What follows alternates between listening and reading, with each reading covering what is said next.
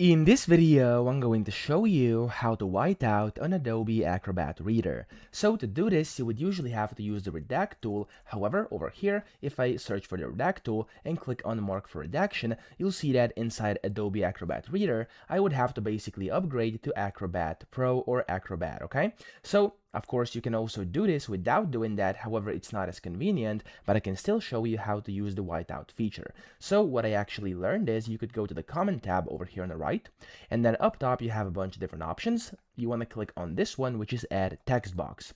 So when you do this, you could just go ahead and basically create a text box like this, and by default, it's going to have a red border. So just don't type anything in there and click outside of it like this, or of course just disable this and click anywhere you want.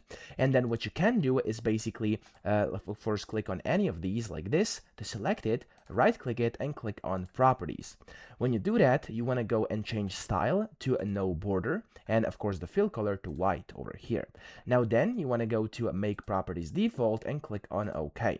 When you do this, you'll notice that this is now kind of a whiteout box. So if I now click on this text box and pin it, I can go ahead and start whiting out. So I could go and draw it like this. I could draw over here, I could draw over here, and it's basically pretty much the same thing as if you were to white out. However, there's one key difference. It's not the same as redaction, because if I go and close this, you can see I can still go ahead and basically copy the text behind this, and it's going to actually copy it, okay? So if I go here, as you can see, it's basically copying the text behind it. But of course, still, if you just want the visuals, this will visually remove or, of course, kind of white out text for you. So that's it. I hope this video helped you out. If it did, please subscribe to the channel and help me out as well.